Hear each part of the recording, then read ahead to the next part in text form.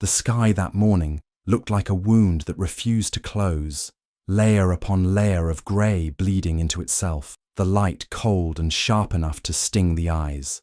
The North Sea below was restless, a sheet of broken steel reflecting the indifferent heavens above. The bombers of the 401st Squadron moved through that emptiness in slow, mechanical grace, the engines throbbing like an exhausted heart. Each man on board felt the distance between himself and the earth stretch with every mile. They were far from home now, too far for second thoughts.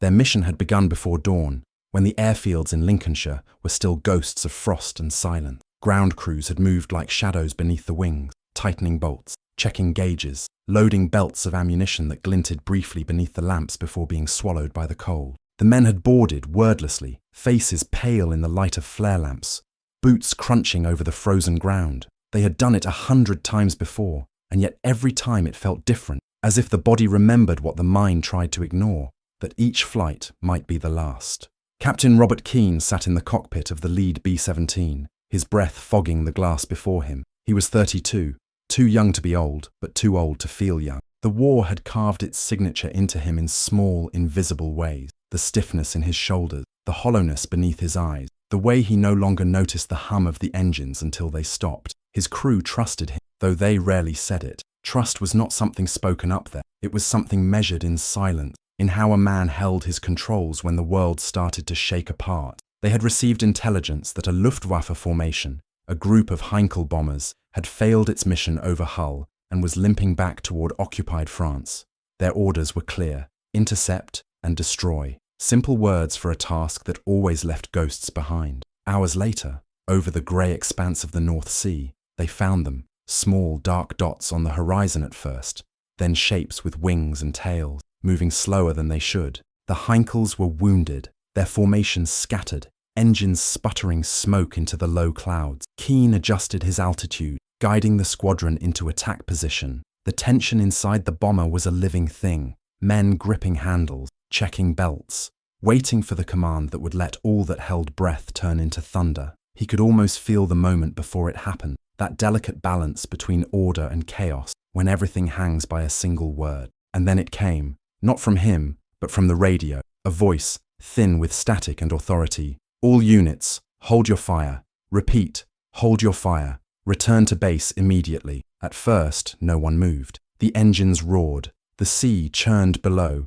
The Heinkels continued on their broken path, and still no one moved. The words didn't make sense. They were hunters with their prey in sight, their guns already trained, their purpose just within reach. "Say again, command," Keane said into the radio, his voice tight, his hands hovering near the intercom switch. "Orders confirmed," came the reply. "Abort, disengage, return to base." The sound of the radio hissed, then died into the low hum of the engines. The co-pilot looked at him, confusion etched deep into his young face. "Sir, did they—" Keane cut him off with a glance. There was nothing more to say. He could see them now, the German planes limping through the clouds, one trailing smoke from its left engine, another listing badly to port. Easy targets. Too easy. It would have taken seconds to finish them. One command, one squeeze of the trigger, and the war would have been just a little shorter. The dead in Hull just a little more avenged. But the radio had spoken, and in war, the radio was law. Keane's crew waited for him to act, their eyes darting between him and the fading silhouettes of the enemy. He gave the order he hated most in his life. "Stand down. Power down the guns."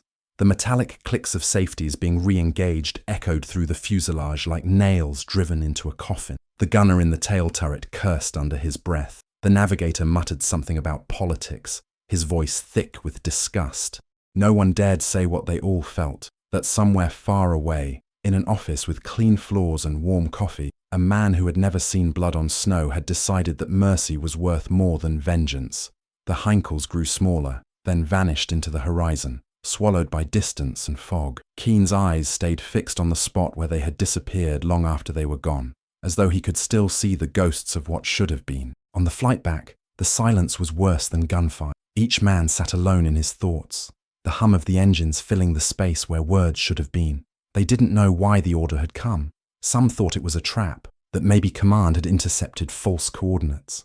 Others guessed political motives, a negotiation, an exchange, something the likes of them were never meant to understand. But beneath all the speculation lay a deeper, quieter truth. They had failed, not because they lacked courage, but because courage was useless when obedience was absolute. Keane glanced down at the sea. The reflection of his plane shimmered against the waves, a ghost moving over the ruins of other ghosts. He remembered the faces of the men who hadn't come back from missions like this one, men who had died believing that every bullet fired meant something. Now, as the coast of England began to rise out of the mist ahead, he wondered for the first time if meaning had anything to do with it at all. The radio remained silent, as if it knew that whatever words might come next would not be enough. Where are you watching this from? Tell me in the comments. I'd like to know how far this story reaches. The airfield at East Wretham was wrapped in fog when they returned, the kind of heavy mist that blurred the world into fragments and made engines sound like distant thunder. The runway lights blinked faintly through the haze, their glow swallowed by moisture. Keane brought the plane down with mechanical precision, his hands steady though his chest was tight with something he couldn't quite name. The bomber's wheels screamed against the wet tarmac, and for a moment it felt like the sky was reluctant to let them go.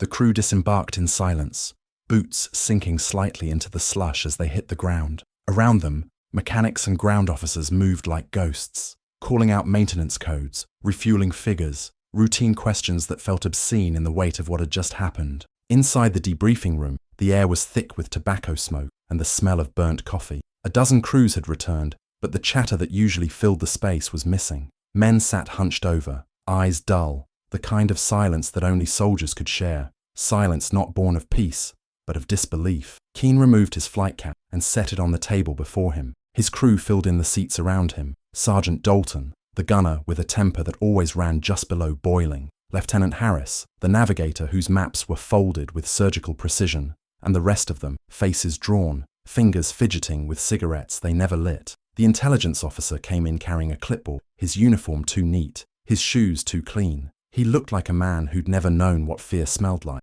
"All right, gentlemen," he said, voice clipped and professional. "Command appreciates your quick response. Mission status. Cancelled by direct order of Group HQ at 0900. You'll receive a new assignment tomorrow." He said it like it was nothing, like hours of tension and near death and moral chaos could be brushed aside with a sentence. Keane raised his head slowly. "Sir," he said, his voice low but sharp. "Why the recall?" The officer hesitated. That moment was brief, but everyone saw it. "Not for us to know, Captain," he replied. "Those orders came from higher than Group. You did your duty. That's all that matters." But it did matter. The words stuck in Keane's throat like broken glass. He wanted to demand answers, to know whether the men they'd let go would be bombing another city tomorrow, whether innocent lives would pay for their restraint. Yet he also knew how the system worked. Questions drew attention, and attention drew consequences. The officer turned and left, the door closing with a soft thud that sounded somehow final. Dalton exhaled through his teeth. "Higher than Group, huh? Maybe higher than God." The others didn't laugh. Harris stared at his boots and muttered, "Maybe they didn't want us killing the wrong bastards. Maybe those bombers weren't what they seemed." Keane didn't respond. He didn't believe that. You could see an enemy when you looked at one. You could feel it. There was no mistaking it. The Luftwaffe didn't fly mercy missions. As night fell, the men drifted away to their quarters. The mess hall served thin stew and bread that cracked like plaster when no one ate much. The gramophone in the corner played some record from before the war, the kind of song that sounded like a memory from another. Keane sat alone by the window, watching the mist creep over the hangars. He thought of the Heinkels again, those crippled shapes retreating through the clouds. He thought of the faces inside them, German boys not much younger than his own crew. They would have gone home, told their superiors how close they had come to being shot down, maybe even laughed about it over a bottle of schnapps. War was cruel enough when it was fought cleanly, but this was cruelty and restraint. Later, in the barracks, Dalton couldn't let it go. He slammed his locker shut and turned on Keane. "We had them, sir. We had them right there. You know what those bastards did to Hull last month, to the kids, and we let them fly home. For what?" Keane didn't rise to it. He just looked at him, the weight of command pressing down like lead. "Orders," he said finally. Dalton spat on the floor. "Orders don't bury the dead." Then he walked out into the night. The door banged shut behind him, leaving Keane alone with the hum of the generator and the creak of the wind against the barrack walls. Sleep didn't come easily. He lay in his bunk, staring at the ceiling, the sound of engines echoing in his mind. Somewhere out there, the Luftwaffe was regrouping, refueling, planning the next wave. Somewhere, Those very planes he'd let escape were being patched, rearmed, given a second chance to kill. The thought festered like a wound. By the time the grey dawn seeped through the frosted windows, Keane had decided one thing. If command wasn't going to explain, he would find out himself. Because obedience might win wars, but it also built graves for the wrong kind of men. If this kind of story stirs something in you, the confusion, the anger, the need to understand why people obey, even when it feels wrong, subscribe. There's more to uncover behind the silence of orders. The next morning broke under a sky the color of old metal. Frost clung to the grass, and the air carried that faint taste of oil and smoke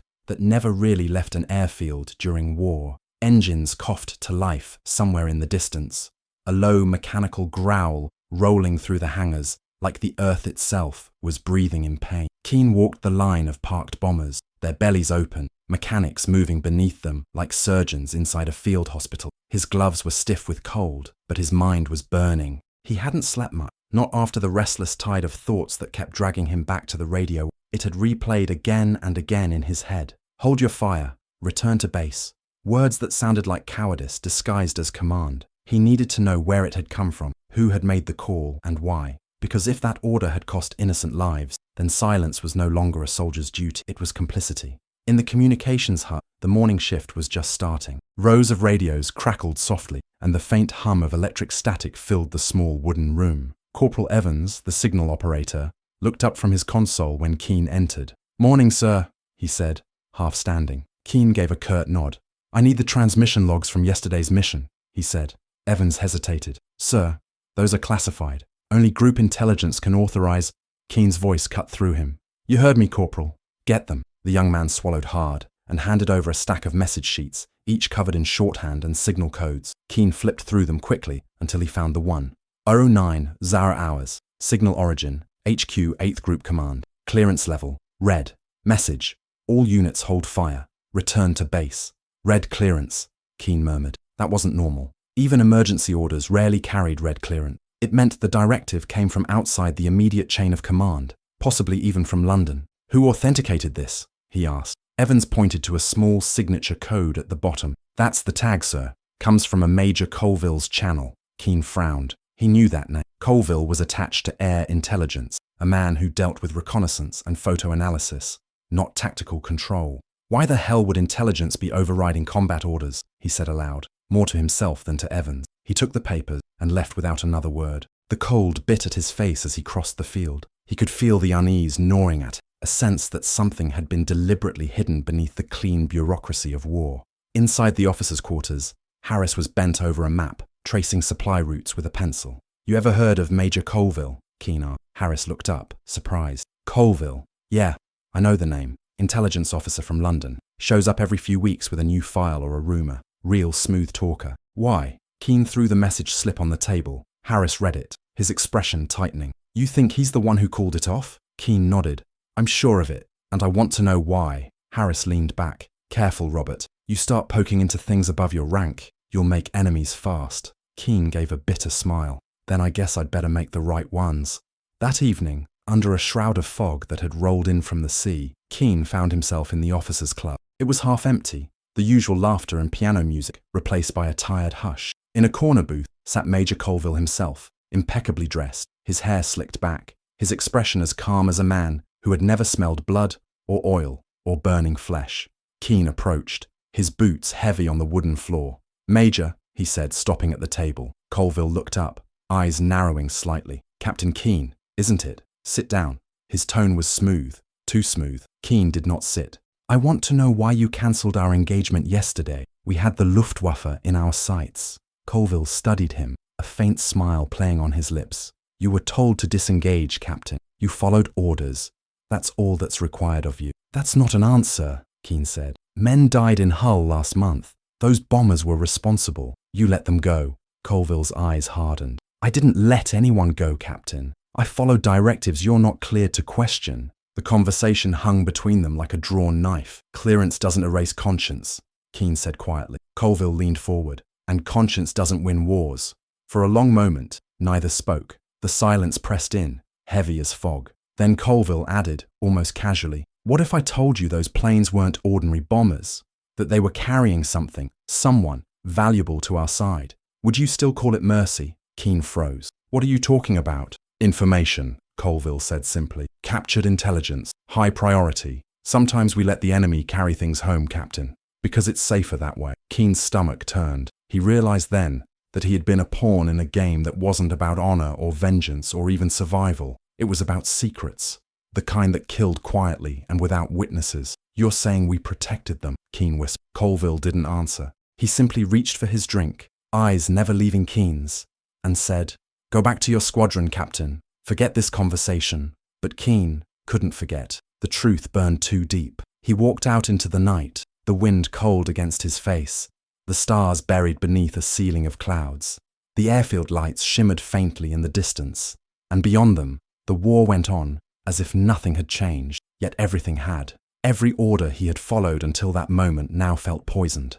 Every mission, every sacrifice, every word about duty and honor, all of it suddenly seemed like the polite language of a machine designed to erase questions. He stopped by the edge of the runway, watching a lone plane take off into the dark. Its engines roared like fury restrained, a sound that felt too much like his own heartbeat. He knew then that he wouldn't let it end there. If command was hiding the truth, he would drag it into the light, even if it meant losing everything, because there was more than one kind of enemy in this war, and not all of them wore the wrong uniform. If stories like this make you question what obedience really costs, hit subscribe. There's more truth buried under these orders than history books ever dare to print. The days that followed felt longer than war itself. The airfield moved through its usual rhythm, briefings, maintenance, takeoffs, returns, but something inside Keane had shifted. Each routine now seemed hollow, stripped of meaning. He watched the younger crews prepare for missions, joking in the cold, their laughter rising like smoke into the pale air,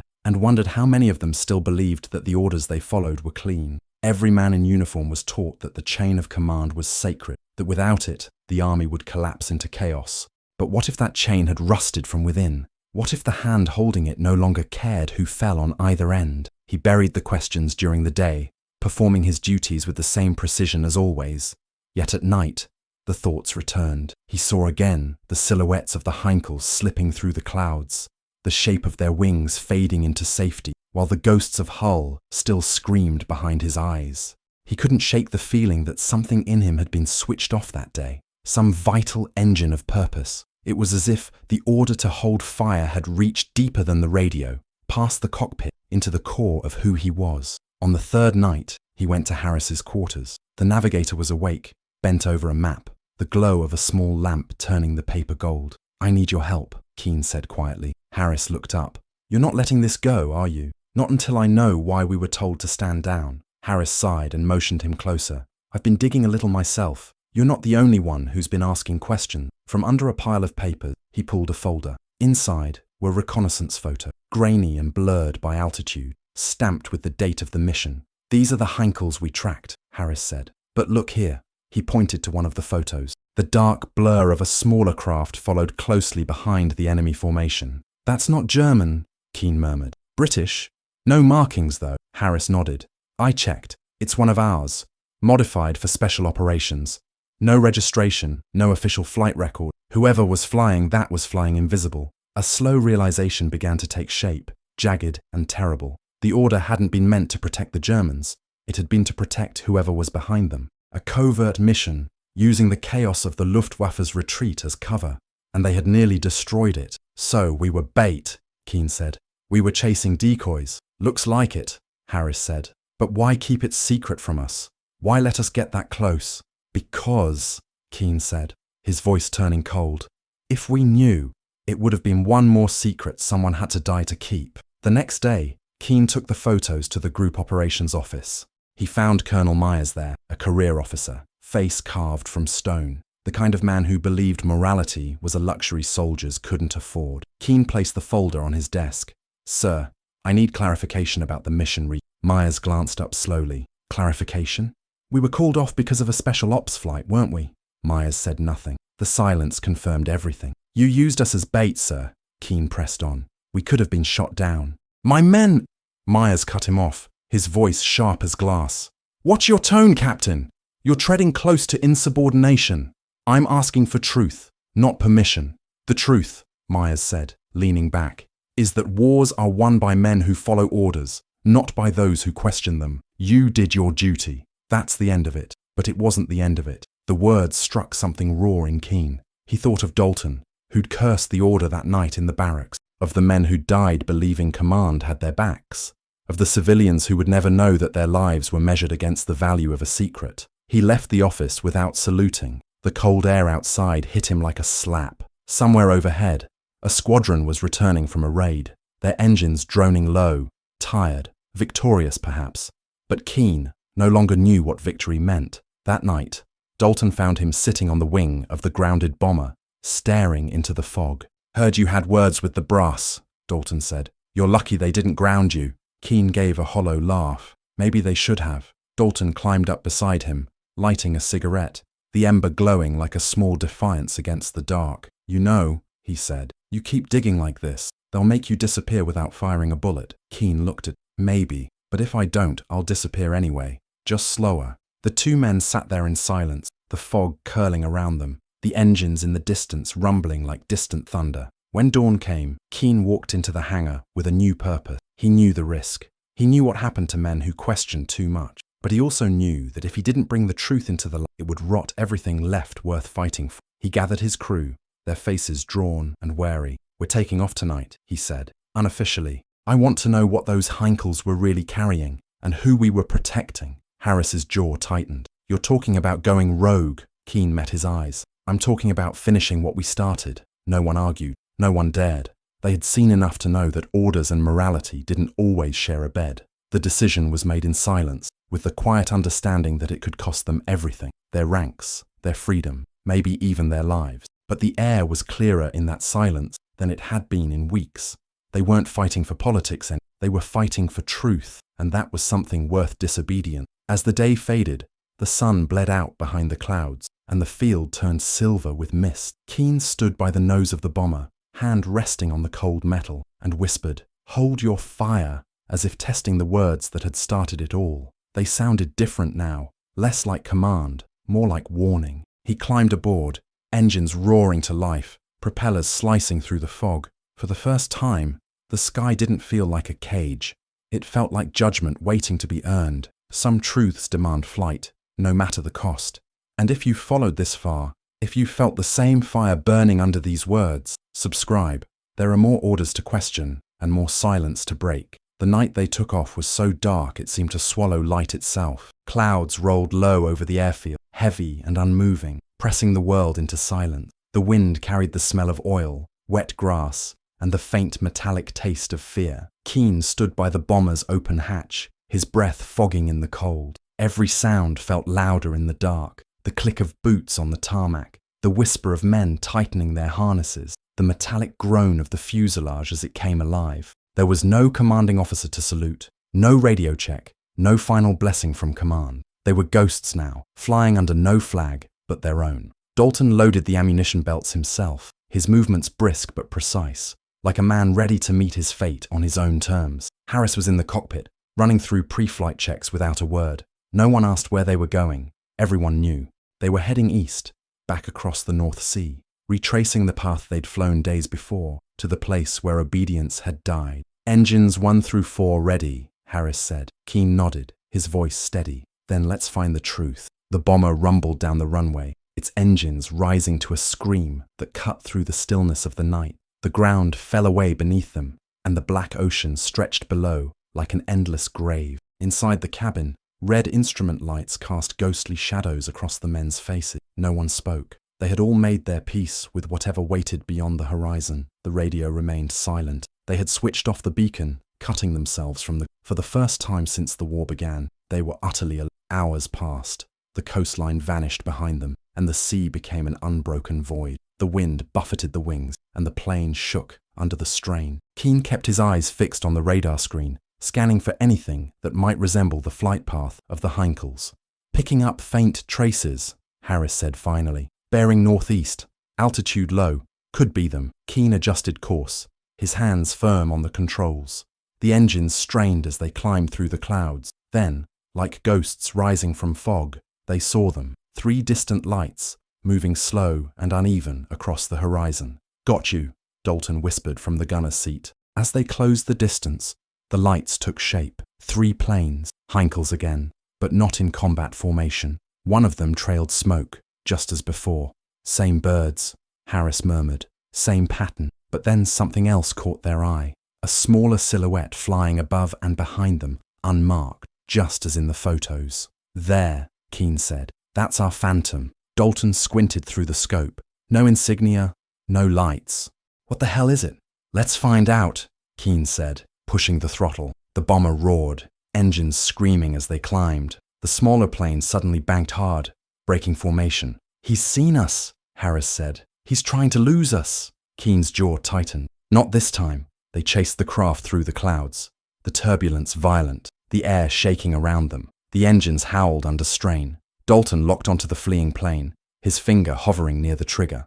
Give the word, he said. Keane hesitated. The irony struck him hard. Those same words echoing back from that cursed day. Hold your fire. The memory burned, but this time there was no voice in his headset to stop him. Fire, Keane said quietly. Dalton pressed the trigger, and the guns erupted. The night split open with thunder and flame. Tracer rounds streaked through the dark, cutting paths of light that vanished as fast as they appeared. The smaller plane banked again, but one of the rounds connected. A flash, a spark in the distance, and then the silhouette began to drop. Hit confirmed, Dalton said. His voice was flat, almost emotionless. They followed the falling wreck, watching it disappear into the clouds below. A few moments later, a burst of fire lit the sea far beneath them. May God forgive us, Harris whispered. We just shot down one of ours. The words hung heavy in the air. Keane said nothing. His hands trembled slightly on the controls. He had wanted truth, and now he had it. But truth had teeth. The silence that followed was unbearable, filled only by the steady drone of the engines.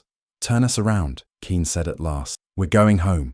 But even as he said it, he knew there was no home to return to. They had broken faith, and the war had no mercy for men who chose their own conscience over command. The flight back was long and punishing. The bomber groaned under stress, fuel running low, instruments flickering. The North Sea below looked infinite, merciless, ready to claim them if the engines failed. Inside, the crew sat in near silence, each man alone with what they'd done. Dalton smoked in the turret, staring into the dark, his face unreadable. Harris went through the flight logs again and again, as if numbers could erase the guilt. Keane kept his eyes on the horizon, the faint glow of England slowly emerging like a mirage. When they landed, the base was already waiting for them. Spotlights cut through the fog. Military trucks surrounded the runway. Men with sidearms stood in formation. Someone had seen their takeoff, or maybe the wreck had already been reported. Either way, the silence of the night was gone. They taxied to a stop. Before the engines even cooled, command vehicles approached.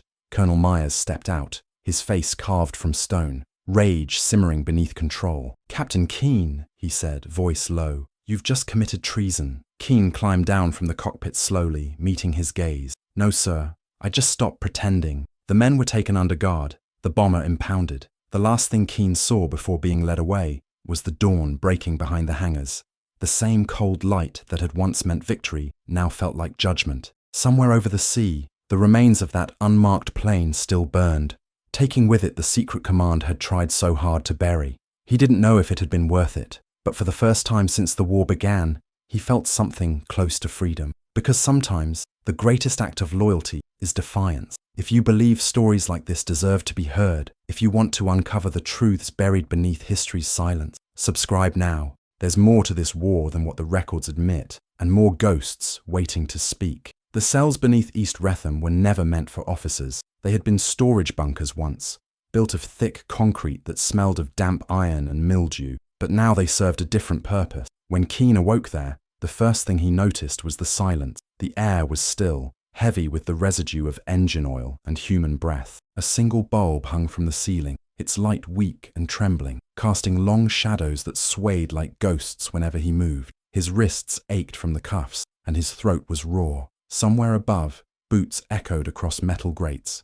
The war went on outside, but down here, time had stopped. They came for him, after what might have been hours or days. He couldn't tell. 2 military police officers led him through a narrow corridor that smelled of wet paper and disinfectant. They said nothing. When the door at the end opened, the brightness inside hit him like a blow. Colonel Myers sat at a long table, flanked by Major Colville and 2 intelligence officers Keane didn't recognize. On the table lay a folder, sealed and stamped with the word confidential in bold, red ink. "Captain Keane," Myers began, his voice cold, precise, rehearsed.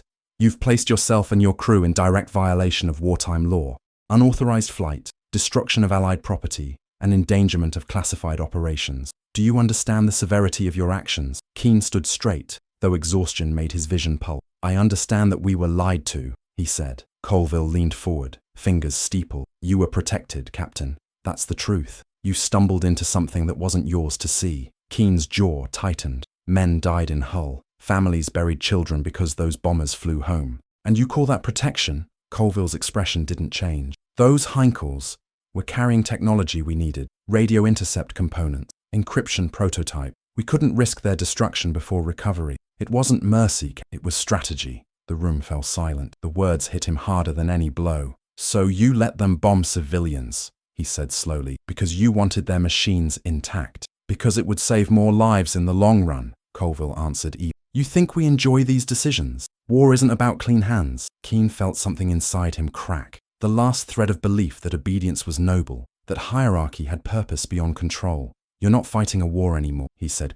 "You're managing one." Myers's fist slammed the table. "Enough. You're relieved of command pending court-martial. You'll be confined until further notice." They escorted him back through the hall, past the echoing walls that seemed to hum with the voices of others who'd asked the wrong questions. When the door shut behind him, the sound was final, heavy, the punctuation at the end of a sentence no one would ever read. Hours later, Dalton was thrown into the neighboring cell. His face was bruised, his eyes wild with anger and exhaustion. "They're saying we shot down our own recon bird," he said through the bars. "They're calling it sabotage." Keane looked at him, the dull yellow light flickering between them. "It was sabotage," he said. "Of their illusion." Dalton gave a bitter laugh. "They'll hang us for it." "Maybe," Keane said, "but at least we'll hang awake." Days bled together. The guards changed shifts, the light never dimmed, the food came on trays without conversation. Keane's thoughts turned inward. He began to wonder when exactly the war had changed shape, when it had stopped being a fight between nations and become a fight between truth and obedience. He thought of Harris, probably in another cell, drawing invisible maps on the walls to keep sane. He thought of the young men still flying missions, believing in the purity of the cause, never knowing how much blood was traded for information. And he thought of the order that had started it all, still echoing like a curse. "Hold your fire." Then one morning the door opened again, but this time it wasn't Myers or the MPs. It was a man in a civilian suit, tall, expressionless, carrying a thin envelope. "Captain Keane," he said, "you're being transferred, effective immediately." Keane frowned. "Transferred where?" "You don't need to know," the man replied, "but you should be grateful. Most in your position aren't given second chances." He handed over the envelope. Inside was a single sheet of paper. No letterhead, no signature, just typed words. "There are worse prisons than silence." Keane looked up, but the man was already leaving. That night, as he was driven through the fog in the back of a covered truck, Keane realized he would never see his crew again. The road blurred beneath the tires, the sound of the engine merging with the distant rumble of planes taking off. The war was still alive, grinding forward, indifferent to the men it consumed. He closed his eyes and saw the North Sea again, the falling wreck, the burning light swallowed by the dark. Perhaps that was all truth ever did in wartime. It fell, it burned, and it vanished before morning. But somewhere, he thought, there had to be someone willing to remember, because memory was the only rebellion left to men stripped of everything else. If you believe the stories hidden beneath official history deserve to be told, if you think obedience should never silence truth, subscribe. More forgotten voices are waiting to rise from the smoke. Winter came again before anyone remembered Captain Robert Keane. The war had long ended, its thunder replaced by the quieter hum of prosperity. But in certain corners of England, the air still carried echoes of the old storms. In 1967, a group of archivists began cataloguing forgotten mission reports from the 8th Air Force. Most were routine, fuel logs, weather data, maintenance charts. But one folder stopped them cold. It was unmarked except for a faint stamp almost worn away. "Hold your fire." Inside lay transcripts, flight records, and a faded photograph of a crew standing beside a bomber whose name had been scratched out with a knife. The documents told of a mission aborted under mysterious orders, of a pilot court-martialed, then transferred to an unspecified facility. The last notation read simply, "Status unknown." One of the archivists, a young woman named Ellen Myers, followed the trail. She recognized the surname, the same as Colonel Myers, her grandfather. She spent weeks combing through declassified files until she found a single report filed after the war. Captain R. Keene, reassigned to psychological operations, March 1944. Nothing else. No service termination, no burial record, no medal, just silence. She drove to East Wretham, now overgrown and swallowed by weeds. The old hangars were collapsing, their roofs bowed in, the runways cracked with grass. In the rusting remains of a control tower, she found the graffiti of long-gone mechanics, initials, dates, crude sketches, and beneath them, etched faintly into the metal, one phrase, "The sky remembers." Through local records, she traced an address to a coastal village in Cornwall. The house stood alone at the edge of the cliffs, facing the sea. When she knocked, an old man opened the door. His hair was white, his back slightly bent, but his eyes, those eyes, still carried the same blue of high altitude. "Captain Keene?" she asked. He smiled faintly. "I haven't heard that name in 20 years. Inside, the small cottage smelled of salt and wood smoke. Maps covered the walls.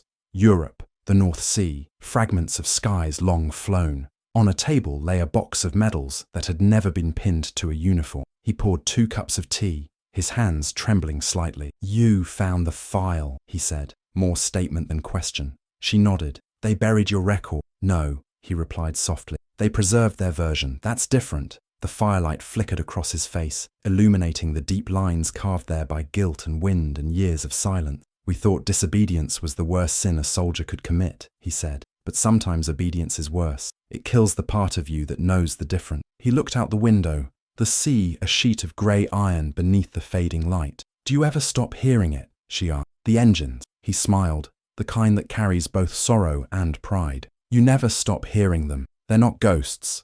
They're reminders. Every sound of wind over water is a memory trying to come home." Ellen reached into her bag and placed a small recorder on the table. "Tell me what really happened," she said. Keene hesitated, then nodded. For the next 3 hours, he spoke, slowly, carefully, unraveling everything that had been buried, the intercepted order, the chase, the shot that ended a secret the world was never meant to know. His voice cracked only once, when he spoke of his crew.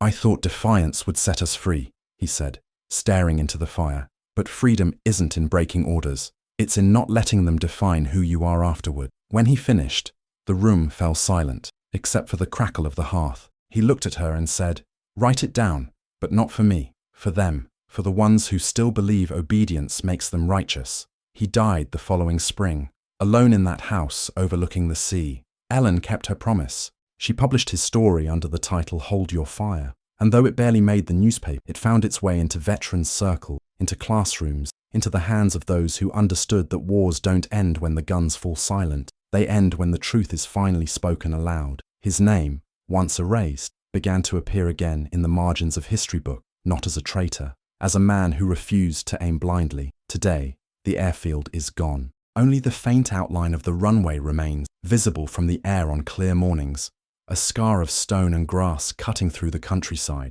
Pilots say that when the fog rolls in from the coast, you can still hear engines circling above, a low, steady hum that fades with the dawn. Some call it imagination, others call it memory refusing to die. But somewhere between the two lies the echo of a single radio order that changed everything. Hold your fire. Because sometimes silence saves no one, and sometimes it saves the truth. If stories like this speak to you, if you believe memory is worth fighting for, subscribe now. More untold voices are waiting, still whispering through the fog.